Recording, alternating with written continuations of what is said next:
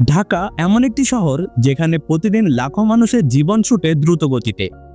কংক্রিটের ভিড়, যানজট আর ব্যস্ততার মাঝেও এই শহরের বুকে লুকিয়ে আছে বেশ কিছু নিঃশব্দ সৌন্দর্য, কিছু ঐতিহাসিক স্পর্শ এবং কিছু প্রশান্তির ঠিকানা।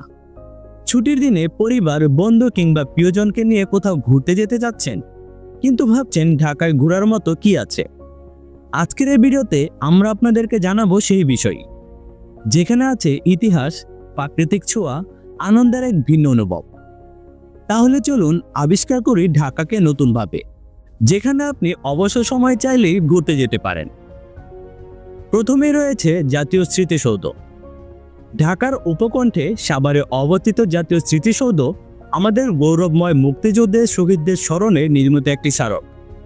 150 ফুট উচ্চতার এই সৌধটি মুক্তিযুদ্ধে আত্মত্যাগকারী লক্ষ প্রাণের প্রতি গভীর শ্রদ্ধার প্রতীক। স্থপতি মইনুল হোসেনের নকশায় নির্মিত এই সৌধটি শুধু একটি স্থাপত্যই নয়, এটি আমাদের আত্মত্যাগ, স্বাধীনতা এবং ইতিহাসের জীবন্ত প্রতীক।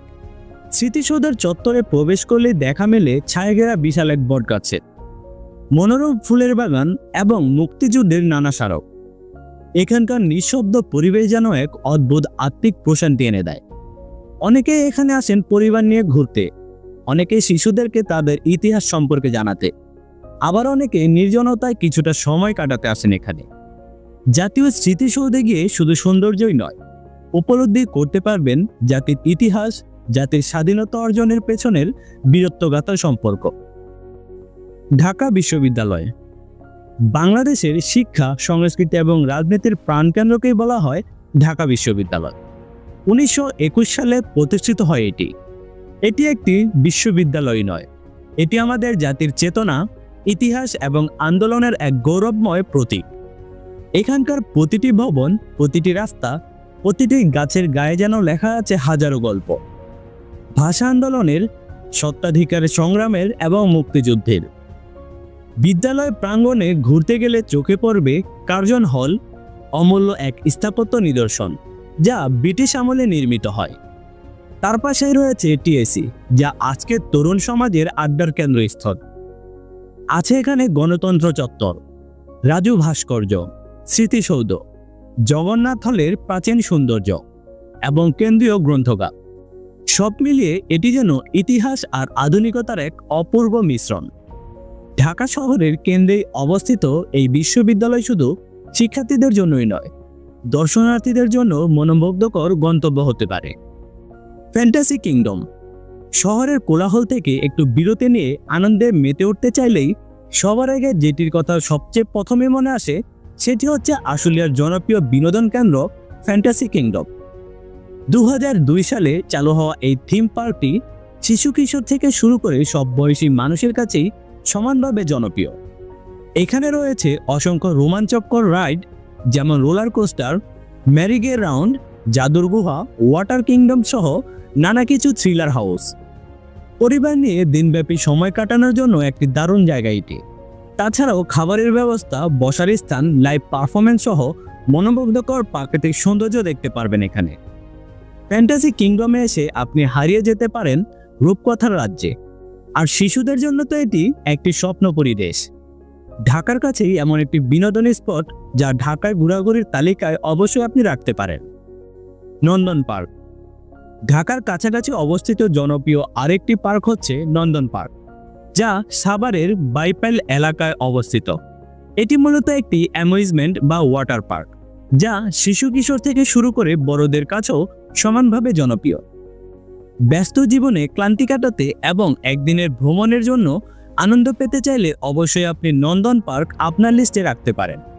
এখানে রয়েছে বেশ কিছু রাইডস, যেখানে roller coaster, merry go round, flying disc, তাছাড়াও টাওয়ার রাইড এবং ওয়াটার পার্ক এবং সুইমিং পুলের ব্যবস্থা রয়েছে।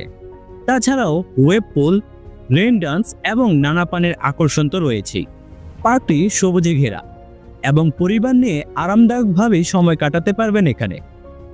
নিরাপত্তা, খাবারের ব্যবস্থা এবং পরিচ্ছন্নতা এই পার্কের উল্লেখযোগ্য দিক। তাই ঢাকার আশেপাশে ঘোরাঘুরির তালিকায় নন্দন পার্ক নিঃসন্দেহে একটি আকর্ষণের নাম। এছাড়া ওয়াটার ওয়ার্ল্ড তো রয়েছেই। প্রতিদিন সকাল 10টা থেকে রাত 8টা পর্যন্ত খোলা থাকে এটি। শুক্রবার সকাল 10টা থেকে রাত 8টা পর্যন্ত খোলা থাকে। বোটানিক্যাল গার্ডেন জাতীয় উদ্ভিদ উদ্যান এটি, যা সাধারণভাবে বোটানিক্যাল গার্ডেন নামে বেশ পরিচিত। মিরপুরে অবস্থিত একটি মনোরম এবং সবুজে ঘেরা বিশাল এলাকা। প্রায় 84 হেক্টর জায়গা জুড়ে বিস্তৃত এই উদ্যানটি 1961 সালে প্রতিষ্ঠিত হয়। এটি ঢাকার ভিতরে একটি সবুজ নিঃশ্বাস, যেখানে হাজারো প্রজাতির গাছপালা, ফুল, লতাপাতা এবং বিরল উদ্ভিদ সংরক্ষণ করা রয়েছে। এই উদ্যানটি শুধুমাত্র প্রকৃতি প্রেমীদের জন্যই নয়, বরং গবেষক, শিক্ষার্থী কিংবা ফটোগ্রাফারদের কাছেও একটি আকর্ষণের স্থান। এখানে আছে হ্রদ, পাথুরে পাহাড়, বাঁশবন, গোলাপ উদ্যান, ক্যাকটাস সহ নানা ধরনের প্রাকৃতিক সৌন্দর্যে ভরপুর এলাকা। কোলাহলপূর্ণ ঢাকার একঘেয়ে প্রশান্তির জন্য এই বোটানিক্যাল গার্ডেন হতে পারে আপনার জন্য চমৎকার স্থান। পরিবার কিংবা প্রিয়জনদের নিয়ে একটু প্রকৃতির মাঝে কাটাতে চাইলে অবশ্যই নিঃসন্দেহে এটি একটি চমৎকার গন্তব্য। মিরপুর চিড়িয়াখানা ঢাকার প্রাণকেন্দ্রে মিরপুরে অবস্থিত জাতীয় চিড়িয়াখানা, যা সাধারণভাবে মিরপুর চিড়িয়াখানা নামেই পরিচিত। বাংলাদেশের অন্যতম জনপ্রিয় বিনোদন কেন্দ্র এবং শিক্ষাভিত্তিক পর্যটন স্থান এটি। 1974 সালে প্রতিষ্ঠিত হয় এই চিড়িয়াখানা, যা প্রায় 75 হেক্টর জমির উপর বিস্তৃত এবং এখানে প্রায় সংরক্ষিত আছে 200 প্রজাতির প্রায় 2000-এরও বেশি বন্যপ্রাণী। এখানে আপনি দেখতে পারবেন রয়্যাল বেঙ্গল টাইগার, সিংহ, হরিণ, হাতি, কুমির, তাছাড়াও বিভিন্ন প্রজাতির পাখি, তাছাড়াও সরীসৃপ এবং বিরল প্রজাতির আকর্ষণীয় প্রাণী। এখানে আছে একটি বিশাল জলাশয়, যেখানে হাঁস, রাজহাঁস ছাড়াও বেশ কিছু জলচর প্রাণীর উপস্থিতি উদ্যানকে আরও প্রাণবন্ত করে তোলে। শিশুদের জন্য একটি আদর্শ স্থান এটি, পাশাপাশি বড়দের জন্য প্রাকৃতিক পরিবেশ এবং প্রাণীদের দেখার সুবর্ণ সুযোগ এটি। ঢাকার ভেতরে পশু পাখির এই জগৎ ঘুরে দেখলে একদিকে যেমন আপনার জ্ঞান বাড়বে, তেমনি মনে প্রশান্তিও লাভ করবেন।